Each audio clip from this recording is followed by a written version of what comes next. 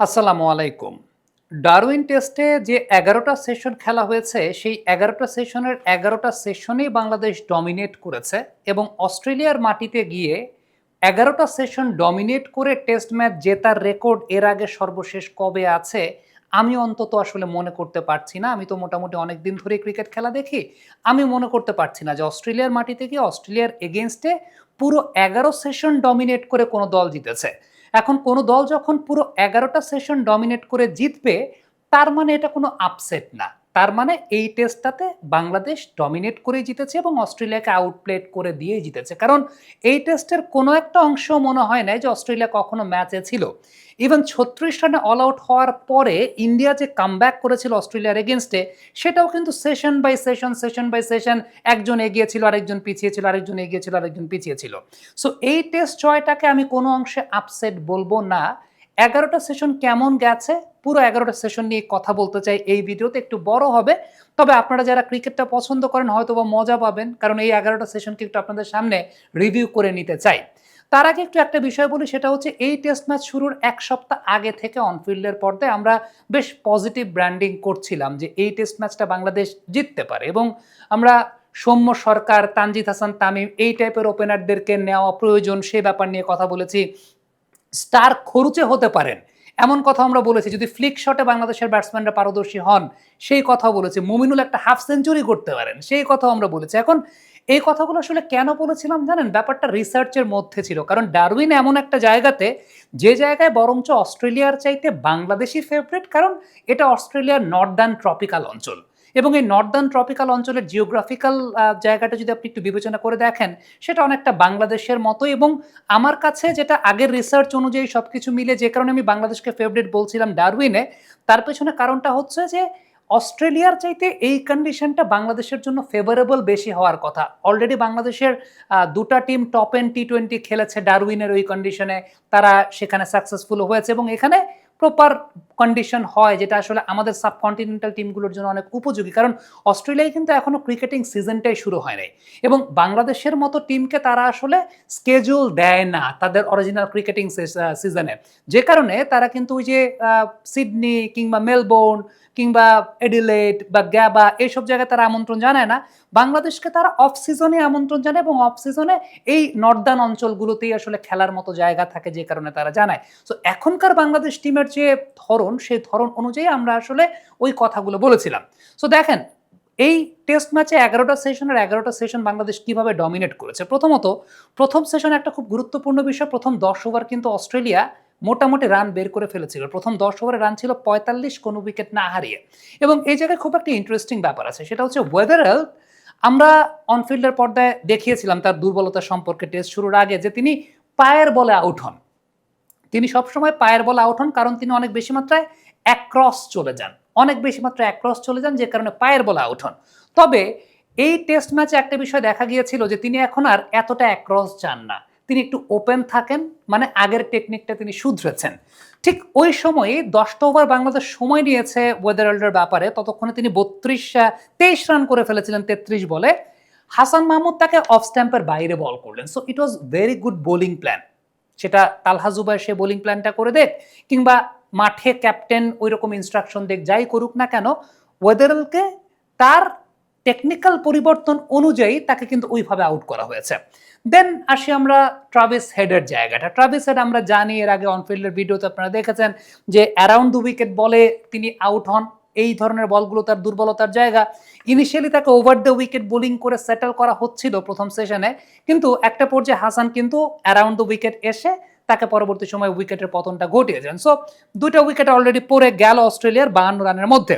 এর মধ্যে লাবুশেন চলে আসলেন ক্রিজে। লাবুশেন গত ১ বছর ধরে এমনিতেই তিনি আসলে আউট অফ ফর্মে আছেন এবং লাবুশেন স্লিপে ক্যাচ দেবেন সেটা আমরা জানি, আমাদের অ্যানালিসিসে আমরা এর আগেও বলেছিলাম এবং বাংলাদেশও তাদেরকে ওইভাবেই বোলিং করছিল। লাবুশেনকে ওইভাবেই ডিসকমফোর্ট করার চেষ্টা করছিল এবং লাবুশেনকে ইবাদত ক্যাচ বানালেন স্লিপে। অস্ট্রেলিয়া ৬৪ রানে ৩ উইকেট পড়ে গেল। স্টিভেন স্মিথ অন্য জায়গায় সার্ভাইভ করার চেষ্টা করছিলেন। স্মিথের যে বৈশিষ্ট্য সেটা হচ্ছে তিনি শাফল করে গিয়ে তারপর নিজের জন্য একটা ব্লাইন্ড জোন ক্রিয়েট করেন, তাসকিনকে দেখা যাচ্ছিল যে অনেক বেশি মাত্রায় তাকেই পায়েই বল করছেন, মানে ইম্প্যাক্ট আউটসাইড হচ্ছে কিন্তু পায়ে বল করার চেষ্টা করছিলেন এলবিডব্লিউর জন্য। অন্যান্য বোলারদেরকে দেখা যাচ্ছিল একটু অ্যাটাকিং, 4 নাম্বার স্টাম্পে বল করছিলেন। তানজিদ একটা ক্যাচও ছেড়ে ফেলেছিলেন। আবার স্টিভেন স্মিথের একটা উইকেট যেটা রিভিউ নেওয়ার পরে স্টিভেন স্মিথ বেঁচে গিয়েছিলেন, নিজে হাঁটা দিয়েছিলেন। আবার স্টিভেন স্মিথকে অনেক ড্রাইভও করাচ্ছিলেন হাসান মাহমুদ, সেটাও দেখতে পাচ্ছিলাম। সো স্মিথ কিছু মোমেন্টাম পাওয়ার চেষ্টা করছিলেন, তার এগেনস্টে প্ল্যানগুলো সবসময় সফল হচ্ছিল না। এর মধ্যে ক্যামেরন গ্রিনকে তাসকিন ফেরালেন এবং ক্যামেরন গ্রিন এসে একটা ছক্কা মারলেন। তাসকিন ক্যামেরন গ্রিনকে তার উইকেট করিডোরটা মেনটেন করে ফেরালেন। সো প্রথম সেশনে অস্ট্রেলিয়া কিন্তু 4-4টা উইকেট হারিয়ে ফেললো উইদিন 74। প্রথম সেশনটা কিন্তু বাংলাদেশেরই, কারণ একটা টেস্ট ম্যাচে প্রথম সেশন যখন বাংলাদেশ মানে একটা দল 4টা উইকেট নিয়ে ফেলবে, দ্যাট মিনস ওই সেশনটা belongs to that particular team. Session number 2 নিয়ে যদি কথা বলি, স্মিথ কে তখন বাইরে বল করে কিছু ভুল করছিল আসলে বাংলাদেশের বোলাররা, বাইরে বল করছিল, কারণ স্মিথকে ভেতরে ঢুকানোর বলই করতে হবে। প্রায় 40% বল স্মিথকে বাইরেই করা হচ্ছিল, আমরা স্ট্যাটিস্টিক্যালি দেখতে পাচ্ছিলাম। অন্যদিকে অ্যালেক্স ক্যারি শট খেলছিলেন এবং তাকে সেই ফাঁদেই মানে সেই ফাঁদেই ফেলেছে বাংলাদেশের প্লেয়াররা। এবং অ্যালেক্স ক্যারির ভুলের জায়গাটা হচ্ছে তিনি ইনকামিং ডেলিভারিগুলোতে দেখা যায় যে ইনসাইড এজ হওয়ার প্রবণতা আছে এবং তাকে সেই ইনকামিং বলেই ইনসাইড এজ করানো হলো।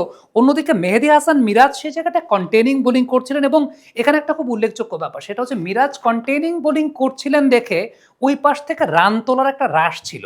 মিরাজের এই বোলিংয়ে, এই যে বোলিংয়ের পার্টনারশিপের জায়গাটা না, এটা খুব ইম্পর্টেন্ট যে মিরাজের কন্টেইনিং বোলিংয়ের জন্য ওই পাশ থেকে অ্যালেক্স ক্যারির উইকেটটাও কিন্তু পাওয়া গিয়েছিল। সো অস্ট্রেলিয়া ওয়ার 5 ডাউন, মানে উইদিন 150-150-র মধ্যে তারা 5টা উইকেট অলরেডি হারিয়ে ফেললো।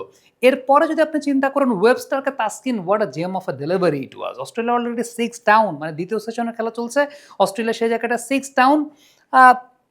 হাসানকে কামব্যাক করানো হলো, হাসানকে কামব্যাক করানোর পর হাসান মাহমুদ দুর্দান্তভাবে চমৎকারভাবে তিনি কিছু বোলিং করলেন।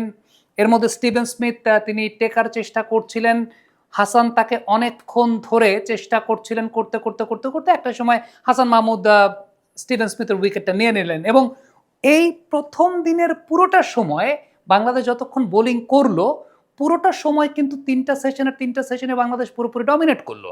সো একটা টেস্ট ম্যাচের প্রথম দিনটা একটা দিন একটা নির্দিষ্ট দলে ডমিনেট করলো এবং সেটা বাংলাদেশ। এখন ধরেন বাংলাদেশ যখন ব্যাটিং করতে নামলো, বাংলাদেশ ব্যাটিং করতে নামার পরে আমার কাছে যে বিষয়টা ব্যক্তিগতভাবে সবচেয়ে ভালো লেগেছে, যেটা আমরা বলছিলাম যে স্টার্ক এই কন্ডিশনে এক্সপেন্সিভ হতে পারেন যদি বাংলাদেশের ব্যাটসম্যানরা ফ্লিক শটে পারদর্শিতা দেখান।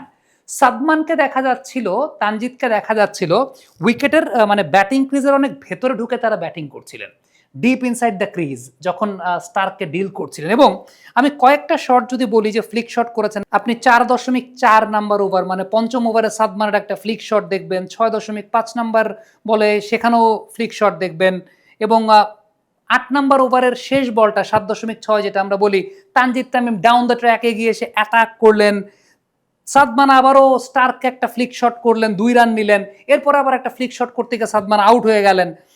তখন আবার সৌরভ ভাই আসলেন, মুমিনুল ভাই আসলেন। তখন ব্যাটিংয়ের একটা এমন বৈশিষ্ট্য ছিল যে এখানে তানজিদ প্রচুর বল ছেড়েছেন, that was the beauty actually. Tanzid প্রচুর বল ছেড়েছেন, শর্ট বলগুলো ছেড়েছেন, মুমিনুল ভাই প্রচুর শর্ট বল ছেড়েছেন, প্রচুর লেন্থ বল ছেড়েছেন, যেই বলগুলো অস্ট্রেলিয়ানরা চপটন হয়েছিল, অস্ট্রেলিয়ান ব্যাটাররা কিন্তু অনেক বেশি চপটন হয়েছে, মানে ভেতরের দিকে বল ইনসাইড এজ হয়েছে। বাংলাদেশের ব্যাটসম্যানদের সেগুলো ইনসাইড এজ হয় নাই, কারণ বাংলাদেশের ব্যাটসম্যানরা সেই বলগুলোকে ছেড়ে দিচ্ছিলেন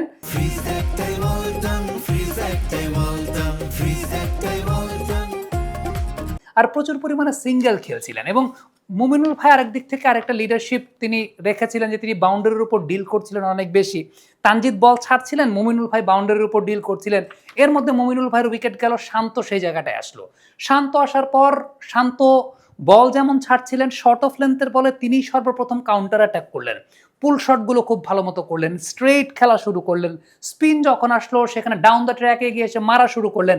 এর মধ্যে ক্যামেরুন গ্রিন এবং ওয়েবস্টারের মতো বোলাররা যখন আসলো, তানজিদ তখন অ্যাটাক করা শুরু করলেন, তানজিদ শান্ত একসঙ্গে তখন একটা স্টেজে অ্যাটাক করলেন। সো সবকিছু মিলিয়ে এই সময়টাতে প্রচুর পরিমাণে সিঙ্গেলও তারা ক্যারি করেছেন, প্রচুর সিঙ্গেল তারা ক্যারি করেছেন এই সময়টাতে। তানজিদ সেঞ্চুরি মারলেন, সেঞ্চুরি মারার পরে তানজিদ আউট হয়ে গেলেন, দেন শান্ত সেটাকে কিছুক্ষণ ক্যারি করলেন, মুশফিক ভাই ছিলেন সেই জায়গাটাতে। তবে যখন দ্বিতীয় নতুন বলটা নেওয়া হলো তখনই কিন্তু বাংলাদেশ বিপদে পড়লো, তখন 3টা উইকেট পরপর পড়ে গেল। But the fact was Hasan মাহমুদকে ব্যাটিং অর্ডারে তখন নামিয়ে হাসান মাহমুদকে আগে নামিয়ে নেথান লায়নের সামনে দুইজন বাঁহাতিকে এক্সপোজ করতে দেয় নাই বাংলাদেশের টিম ম্যানেজমেন্ট, এবং হাসানের ডিফেন্ড খুব স্ট্রং ছিল। মিরাজ এবং হাসান মিলে আসলে দিনটা খুব সুন্দর করে শেষ করলেন। So it was all over Bangladesh.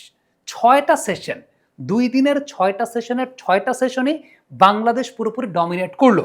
এবার আপনি 3 নাম্বার দিন যদি শুরু করেন, যে 3 নাম্বার দিন আমরা যে বিষয়টা দেখলাম সেটা হচ্ছে যে একটা পার্টনারশিপ কিন্তু হলো তাসকিন এবং মেহেদী হাসান মিরাজের মধ্যে, এবং লাঞ্চের আগ পর্যন্ত তারা খুব সম্ভবত 45 রানের একটা পার্টনারশিপ করে ফেললেন, এবং দ্যাট ওয়াজ ক্রুশাল। আমরা অনফিল্ডে একটা ভিডিও করেছিলাম যে ডারউইনে নাম্বার 6, নাম্বার 7, নাম্বার 8 ব্যাটিং খুব গুরুত্বপূর্ণ, লোয়ার অর্ডারের ব্যাটিং খুব গুরুত্বপূর্ণ, কারণ এটা অতীত ইতিহাস বা অতীত রেকর্ড বলে। সেই ভিডিওটার থাম্বনেইলটা আপনারা দেখতে পেলেন যে আমরা সেই বিষয়টা বলেছিলাম, এবং সেটাই হলো তাসকিন এবং মিরাজের মধ্যে একটা চমৎকার পার্টনারশিপ ঘটলো। সেই পার্টনারশিপটার মাধ্যমে বাংলাদেশ কিন্তু সেই জায়গাটায় ম্যাচে পুরোপুরি, মানে এমন একটা জায়গা যে প্র্যাকটিস গেমে 58 রানে অল আউট হয়েছে, সেই জায়গাটা বাংলাদেশ পরবর্তী সময় 426 করলো। সো প্রত্যেকটা সেশনে বাংলাদেশ ওয়াজ দ্য উইনার। এরপর অস্ট্রেলিয়া যখন ব্যাটিং করতে নামলো, আপনি দেখেন যে ট্রাভিস হেড মোটামুটি সেট হচ্ছিলেন। তার আগে আমি যদি ওয়েদারাল্ডের কথা বলি, এই ইনিংসেও কিন্তু ওয়েদারাল্ডকে আগের মতো অফ স্ট্যাম্পের বাইরে বল করে আউট করেছেন হাসান মাহমুদ, সিমিলার প্যাটার্নে। So initially Bangladesh breakthrough পেয়ে গেল। যখনই ট্রাভিস হেড ভয়ঙ্কর হয়ে উঠছিলেন, শান্ত আর লিটনের মধ্যে একটা কথোপকথন হলো, এবং তখন হাসানকে এন্ড পরিবর্তন করে বাতাসের ফরে বোলিং করানো হলো। দেন চপটন হয়ে আউট হয়ে গেলেন ট্রাভিস হেড। তখনই বোঝা যাচ্ছিল যে বল নামা শুরু হয়েছে। আফটার দ্যাট তাইজুল ভাই আসলেন, খুব ইম্পর্ট্যান্ট একটা ব্রেক থ্রু দিলেন, যেখানে লাবুসেন দেখা যাচ্ছিল মোটামুটি ক্রিজে একটু এদিক ওদিক সরে সেটেল হওয়ার চেষ্টা করছিলেন, তাকে কিন্তু ট্র্যাপ করলেন তাইজুল ভাই। Miraj did a fantastic job. এই দিনটায় মিরাজ যে কাজটা করছিলেন সেটা হচ্ছে কন্টেইনিং বোলিং করছিলেন, ফ্রাস্ট্রেটিং বোলিং করছিলেন, যেটা আসলে ওয়ানডে বা টি-20 স্টাইল, যেটাই ওভারসিজ কন্ডিশনে করতে হয়। দর্শক, আমরা পাকিস্তান সিরিজের সময় একটা ভিডিও করেছিলাম মেহেদী হাসান মিরাজকে নিয়ে, যে মিরাজ যদি এই প্যাটার্নে বোলিং করেন যেটা পাকিস্তান সিরিজের ওই ম্যাচটাতে করেছিলেন, তিনি ওভারসিজ কন্ডিশনও ভালো করবেন। আপনারা ভিডিওটার থাম্বনেল শিরোনামটা দেখছিলেন। এটা কেন বলেছি, এই ম্যাচে সেই প্রমাণটা হয়েছে। এই ধরনের কন্ডিশনে এরকম কন্টেইনিং বোলিং করতে হয়।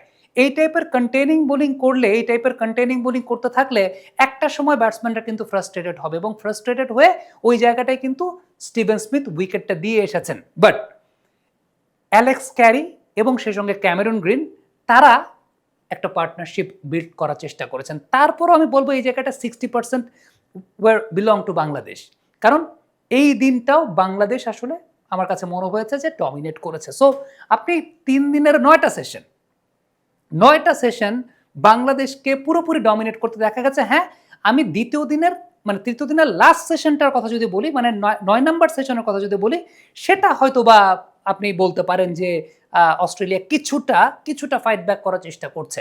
কিন্তু পরের দিন যখন শুরু হলো, মেহেদী মিরাজ চমৎকার বোলিং করা শুরু করলেন। মেহেদী মিরাজ ক্রিজে একটা যেটাকে আমরা বলি যে প্যাচ, কিংবা ক্রিজে থাকে না যে উইকেট ভেঙে যায় একটা সময়, সো এই জায়গাটায় একটা ক্র্যাক আবিষ্কার করলেন মেহেদী হাসান মিরাজ, এবং অফ স্ট্যাম্পের বাইরে ওই ক্র্যাক থেকে একই জোনে বারংবার বল করে ব্যাটসম্যানদেরকে ডিস্টার্ব করতে থাকলেন, ওই ডিস্টারবেন্সটাই ক্রিয়েট করতে থাকলেন। একটা দিক থেকে উইকেট পড়তে থাকলো, আরেকটা দিক থেকে ক্যামেরন গ্রিন একাই ফাইট দিতে থাকলেন, কিন্তু মিরাজ ওয়াজ ট্রেমেন্ডাস, মিরাজ ওয়াজ সুপারব। সো ওই সেশনটা বাংলাদেশ পুরোপুরি ডমিনেট করলো। দেন বাংলাদেশ তো চেস করতে যখন গেল, 57 রান তাদের কাছে চেস করাটা কোনো ব্যাপার হলো না। মুমিনুল ভাই ব্যাপারটাকে অনেক বেশি মাত্রায় সহজ করে তুলে, নলদো তানজিদ তামিমের উইকেটের পতনটা ঘটেছিল, বাট সৌরভ ভাই ওয়াজ টু গুড। তার দুটো ইনিংসের ব্যাটিংয়ে আমার কাছে খুব পছন্দ হয়েছে, খুব ভালো পজিটিভ ইন্টেন্টে ব্যাটিং করেছেন, বাউন্ডারি পেয়েছেন, এবং it's all over Bangladesh. So 11টা সেশন যখন কোনো একটা টিম ডমিনেট করবে, তখন আপনি বলতে পারবেন না যে এটা কোনো অঘটন ছিল, এটা কোনো আপসেট ছিল, এটা কোনো আপসেট ছিল না। এই টেস্টে বাংলাদেশই আসলে ফেভারিট ছিল, এবং এই টেস্টে বাংলাদেশ ডমিনেট করে জিতেছে। একটা টেস্টে 11টা সেশনের 11টা সেশন যখন একটা নির্দিষ্ট দল ডমিনেট করবে, that means it was clear enough যে এই টেস্ট ম্যাচ বাংলাদেশ কোনো আপসেট না, কোনো নেল বাইটিং ফিনিশিং না, আরামসে অস্ট্রেলিয়াকে আউটপ্লেট করে 4 দিনে বাংলাদেশ টেস্ট ম্যাচ জিতেছে। ইট ওয়াজ অল। এবং যারা এই পুরো সময়টা অনফিল্ডকে অ্যাপ্রিসিয়েট করেছেন, আমাদের রিসার্চকে অ্যাপ্রিসিয়েট করেছেন, আমাদের ডেটা অ্যানালাইসিসকে অ্যাপ্রিসিয়েট করেছেন, অসংখ্য ধন্যবাদ। কোনো একটা সিরিজের আগে, কোনো একটা ম্যাচের আগে আমরা সবসময় চেষ্টা করি ওই অঞ্চলটার সম্পর্কে, ওই কন্ডিশনটার সম্পর্কে রিসার্চ করতে। ওই কন্ডিশনটা কেমন, ওই কন্ডিশনের প্রিভিয়াস রেকর্ডটা কেমন, দেন ওই কন্ডিশন অনুযায়ী টিমে যারা যারা আছেন তাদের ট্র্যাক রেকর্ডটা কেমন হতে পারে একটা সম্ভাব্যতা যাচাই করার চেষ্টা করি। This is all about analysis. এবং বাংলাদেশে এই কাজটা অনফিল্ড আমরা প্রফেশনালিজমের সঙ্গে করে এসেছি, আমরা করে আসছি। ইনশাল্লাহ আগামীতেও আপনাদেরকে আরও ভালো কিছু উপহার দিতে পারবো। সেকেন্ড টেস্টের গল্প বলবো, সেকেন্ড টেস্টে কেমন হতে পারে। মাইন্ডেড একটা কথা বলে নিই, সেকেন্ড টেস্টে হয়তো বা প্রথম টেস্টের মতো এরকম কন্ডিশন থাকবে না। অলরেডি টনি হেমিংয়ের সঙ্গে আমার কথা হয়েছে, যমুনা টেলিভিশনের শোতে তিনি এসেছিলেন, তিনি কিন্তু একটু ডিফারেন্ট কিছু বলেছেন। সো এই গবেষণা এখনও চলমান আছে। সো এই গবেষণা যখন শেষ হবে তখন দ্বিতীয় টেস্ট নিয়ে ভিডিও আপনাদের সামনে উপস্থাপন করবো ইনশাল্লাহ। কমেন্ট বক্সে আপনাদের মন্তব্য মতামত জানতে চাই, লিখে পাঠাবেন।